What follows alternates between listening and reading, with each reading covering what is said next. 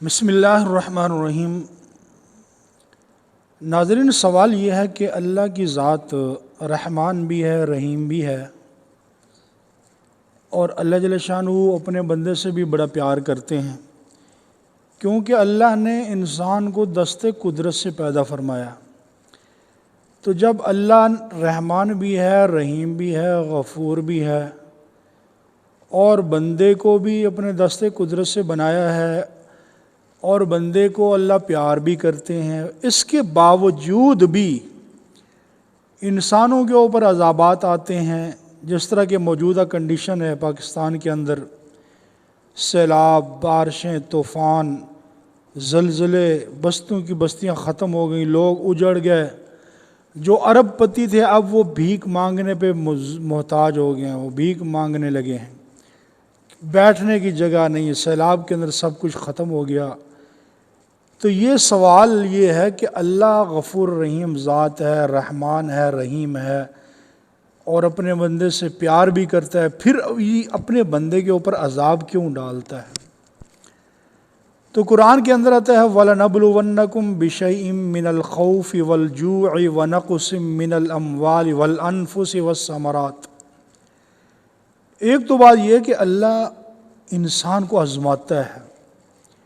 اس آزمائش کے اندر جو نیک لوگ ہوتے ہیں، جو متقین لوگ ہوتے ہیں،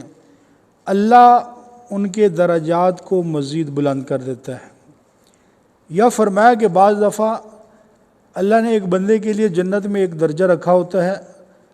اور اس کے پاس اتنے اعمال نہیں ہوتے کہ وہ اس درجے تک پہنچ جائے، تو اللہ جل شانہ اس بندے کے اوپر پریشانیاں ڈال دیتے ہیں، مصیبتیں ڈال دیتے ہیں، اور اس کے ذریعے اس بندے کے درجات کو درجے تک اس بندے کو پہنچا دیتے ہیں۔ اور جو گناہگار ہیں، نافرمان ہیں، اللہ کے دشمن ہیں، ان کے لیے یہ عذابات جو ہے ایک الارم ہوتے ہیں، ایک گھنٹی ہوتی ہے کہ سنبھل جاؤ، سنبھلنے کا وقت ہے، سوچنے کا موقع ہے، مہلت ہے، ڈھیل ہے۔ اگر اس وقت کو ضائع کر دیا تو پھر اللہ کا عذاب آ جاتا ہے، اور اگر انسان اس موقع سے فائدہ اٹھا لے، استغفار، توبہ کر لے، اللہ کی طرف رجوع کر لے، تو یہ عذابات ٹل جاتے ہیں۔ جس طرح کہ حضرت یونس علیہ السلام کی قوم پر جب عذاب آیا تو حضرت یونس علیہ السلام کی ساری قوم ایک میدان میں جمع ہو گئی اور اللہ کی طرف رجوع کر لیا، اللہ سے رونا دھونا، استغفار اور معافیاں مانگنا شروع کر دی، تو اللہ اس آئے ہوئے عذاب کو اللہ نے ٹال دیا۔ تو یہ جو عذابات ہیں ہمارے اوپر، نیک لوگوں کی آزمائش ہے، نیک لوگوں کے درجات کی بلندی، اور جو برے لوگ ہیں، جو اللہ کے نافرمان ہیں، ان کے لیے الارم اور الٹیمیٹم ہے کہ سنبھل جاؤ۔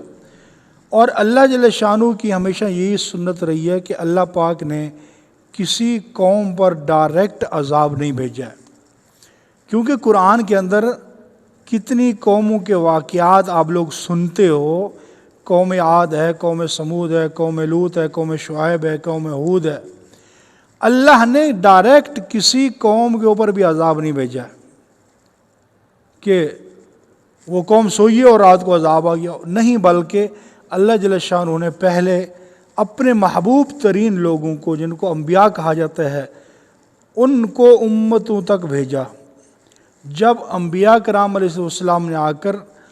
اللہ کا پیغام اپنی امتوں کو سنایا، اور ان امتوں نے اپنے وقت کے نبی کی بات کو جھٹلایا، نافرمانی کی، اور اپنے وقت کے نبی کو ستایا، تکلیف دی، تو پھر جا کے اللہ کا عذاب ان کے اوپر آیا تھا۔ تو اللہ نے ڈائریکٹ عذاب کسی امت کے اوپر نہیں بھیجا، پہلے ان کو سمجھایا، وارننگ دی، اطلاع دی، پہلے نبی بھیجے، پہلے تبلیغ کی دعوت دی، پھر جا کے ان لوگوں کے اوپر عذاب آئے جب وہ حد سے گزر گئے تھے۔ تو آج نبی تو آنا کوئی نہیں دنیا کے اندر، یہ ہمارا ایمان ہے کہ حضور علیہ السلام آخری نبی ہیں، دنیا میں کوئی نبی آنے والا نہیں ہے۔ تو اللہ نے وہی نبوت والا جو سلسلہ ہے نا، اس امت کے اندر اللہ نے چالو فرما دیا۔ تو اب موجودہ کنڈیشن جو ہے، یہ الارم ہے، یہ گھنٹی ہے کہ اے امت محمدیہ کے لوگوں سنبھل جاؤ، وقت ہے، اور اگر اس وقت کو تم نے قیمتی بنا لیا، سنبھل گیا، توبہ کر لیا، استغفار کر لیا، تو اللہ اپنا یہ عذاب ٹال دیں گے۔ لیکن افسوس اس بات کا ہے کہ جب سے یہ سیلاب شروع ہوا ہے، طوفان شروع ہوئے ہیں اور بارشیں شروع ہوئی ہیں، آج تک اپنی ہم نے مساجد کے اندر لوگوں میں کوئی بہتری نہیں دیکھی کہ لوگ زیادہ ہو گئے ہوں، 8 تھے تو 10 ہوئے ہوں، 10 تھے تو 15 ہوئے ہیں، لیکن آج تک ایسا نہیں ہوا۔ کیوں؟ ہمارے اندر سے خوف خدا ہی ختم ہو گیا۔ وہی نفس نفسی، فلاں بستی ڈوبی، فلاں شہر ڈوبا، ہمارا تو نہیں ڈوبا، فلاں علاقہ ڈوب گیا، ہمارا تو نہیں ڈوبا، ہم تو خیریت سے ہیں۔ تو نہیں میرے بھائیو، یہ فَاعْتَبِرُوا یا اولی الابصار والی